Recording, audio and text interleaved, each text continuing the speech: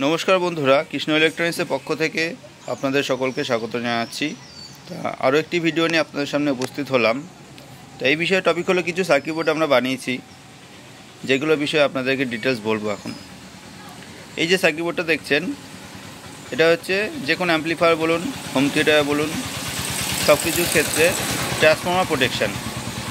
Transformer direct supply দেওয়ার থেকে এই সার্কিটটার মাধ্যমে যদি আমরা সাপ্লাই দিই, ট্রান্সফর্মারটা কিছুটা বাঁচবে, কেন কারেন্টের মাসে যে এক্সট্রা ভোল্টেজের একটা ধাক্কা থাকে সেটা এটা অ্যাবজর্ব করে নেবে কিছুটা। এটা হচ্ছে 103 এমওভি দিয়ে তৈরি করা। এটা দেখুন,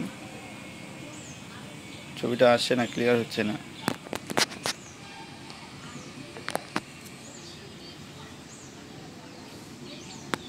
এই দেখুন 103 2 KB এমওভি দিয়ে করা, সঙ্গে ফিউজ আছে আর একটা এলইডি আছে। 103 দুটো দিয়েছি, একটা দিয়ে ইন হবে, একটা দিয়ে আউট হবে, আর মাঝখানে হচ্ছে ফিউজটা ভায়া থাকবে।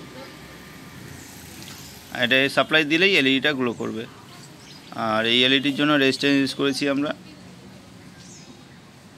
এর ডিটেলস নিয়ে, কানেকশান নিয়ে একদিন আরেকটা ভিডিও নিয়ে আসবো, দু একদিনের মধ্যেই। এটা জাস্ট এখন স্যাম্পলটা দেখিয়ে রাখলাম আপনাদেরকে। এই গেল।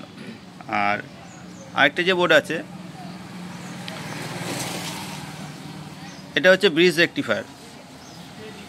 অনেক কোম্পানির হোম থিয়েটারের মধ্যে দেখছি বোর্ডের মধ্যে ডাইরেক্ট ডায়োড দিয়ে এসিটাকে ডিসি করছে। সেগুলোতে কি হালকা নয়েজ আসে, অনেক ধরনের সমস্যা ক্রিয়েট হতে পারে। যার জন্য আমরা এরকম ব্রিজ রেকটিফায়ার আলাদা করে তৈরি করে আমরা বোর্ডে জাস্ট ডিসি সাপ্লাইটা দিই। তাহলে কি হয়, বোর্ডের মধ্যে এসি সাপ্লাই না থাকে, তখন ওই ডিস্টরশন, হামিং সাউন্ড অনেকটাই কমে যায়। আর এর কোয়ালিটিও ভালো, ভালো ক্যাপাসিটার দিয়ে, ভালো ব্রিজ দিয়ে আর ভালো পিসিবি দিয়ে আমরা বানিয়ে দিই। যার জন্য কি হয়, এর কোয়ালিটি ভালো হয় এবং এম্পিয়ার তো ভালো যাচ্ছেই, প্লাস যে নয়েজের ফ্যাক্টরটা থাকে, যে এক্সট্রা যে নয়েজ থাকে, সেটা ম্যাক্সিমামই চলে যায়, থাকে না বললেই চলে।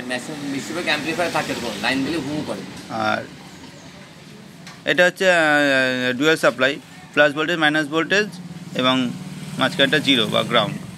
এটা একটা পাওয়া যায় ডুয়াল সাপ্লাইয়ের, সেটাও আমাদের বানানো থাকে। এই মুহূর্তে নেই, যেটা ছিল বিক্রি হয়ে গেছে, মানে দিয়ে দিয়েছি একটা অ্যাম্পলিফায়ারে। হ্যাঁ, আবার যখন আমি বানাবো তখন আপনাদেরকে দেখাবো। আর এরও ডিটেলস আমি নিয়ে আসবো, কোথা থেকে কী কানেকশন করতে হবে সেটা দেখানোর জন্য। দু একদিন সময় লাগবে, এই সবকটা একসাথে করেই আমি আবার একটা ভিডিও নিয়ে আসবো। আর এই যে সার্কিটটা দেখছেন, এই সার্কিটটা হচ্ছে আপনার যত ছোট টর্চগুলো আছে, তারপরে ছোটোখাটো যে এলইডি চার্জারগুলো আছে 4 ভোল্টের, ওইগুলো যে অ্যাসিড ব্যাটারি থাকে, সেই ব্যাটারির ভিতরে যে চার্জার থাকে, চার্জিং সার্কিট, সেইগুলোর জন্য এগুলো বানানো হয়েছে। দেখুন কোয়ালিটিটা, এই যে পিএফটা আমরা ইউজ করেছি,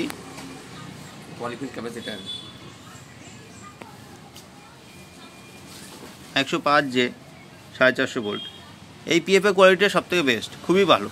আরেকটা পাওয়া যায় খয়েরি খয়েরি, একটু ডিপ কালার, এই যে এরকম টাইপের কালার। এই কালারটাকে ইউজ করবে না, এগুলো বাস্ট হয়ে যায়, বেশি দিন থাকে না। এর থেকে এর কোয়ালিটিটা বেটার। এটাকে বলে ফিল্ম ক্যাপাসিটার। আর যে ডায়োডগুলো আমরা ইউজ করছি, ভালো ডায়োড, 4007-এরই ডায়োড, কিন্তু ভালো কোয়ালিটির ডায়োড।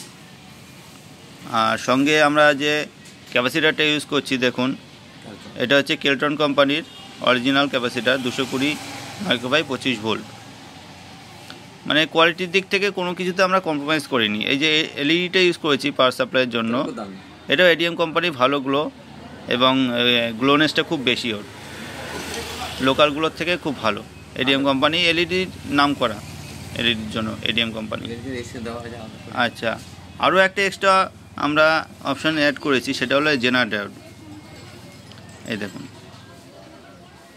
একটা 4.7 ভোল্টের জেনার ডায়োড দিয়েছি আমরা, যাতে এটার মধ্যে যে হাই ভোল্টেজটা থাকে, শুধুমাত্র 4.7 ভোল্ট আউটপুট দেবে, বাকি ভোল্টেজটা আউট হয়ে যাবে। এই জেনারেটর যদি না দিই, এখানে প্রায় 270, 330 এরকম ভোল্টেজ তৈরি হয়। যেহেতু এসিটাকে ডিসি করার পরে ডিসি ভোল্টেজটা বেড়ে যায়, সেই জন্য অনেক ওভার ভোল্টেজ থাকে। যার কারণে কী হয়, ব্যাটারি যখন ভালো থাকে তখন ওর এফেক্ট হয় না। যখন ব্যাটারিটা খারাপ হয়ে যায় আস্তে আস্তে, তখন ব্যাটারিটা হয় বাস্ট হয়ে যায়, নাহলে ক্যাপাসিটারটা বাস্ট হয়ে যায়। এই সমস্ত ধরনের অনেক কিছু ফল্ট হতে পারে, যার জন্য আমরা জেনারেটরটা দিয়েছি। এটা দেওয়ার ফলে কি হলো, আপনার এক্সট্রা ভোল্টেজটা আউট হয়ে যাবে। তাতে কি হবে, ব্যাটারি খারাপ হয়ে গেলো, ব্যাটারি বাস্ট হবে না, প্লাস ক্যাপাসিটারটাও বাস্ট হবে না। এই সুবিধার্থে আমরা এই অপশানগুলো দিয়েছি। কোম্পানি কিছু সার্কিট পাওয়া যায়, এত কিছু অপশান থাকে না, আমরা করে দিয়েছি। ব্যাক সাইডটা দেখাচ্ছি আপনাকে। আর এই ডিটেলস কানেকশানের ভিডিও নিয়ে আমি আরেকটা নতুন ভিডিও করব। সেই ভিডিওতে সবই বলবো যে কোথা থেকে কী কানেকশান করেছি, কীভাবে কী করতে হবে আপনাদেরকে সব আমরা জানিয়ে দেবো। তাই হলো আমাদের ভিডিও এখনকার। তা ভিডিওটি কেমন লাগলো অবশ্যই কমেন্ট করে জানাবেন, আর লাইক সাবস্ক্রাইব অবশ্যই করবেন আমাদের চ্যানেলের উন্নতি করার জন্য। তা এখনকার ভিডিও এই পর্যন্তই। সবাই ভালো থাকবেন।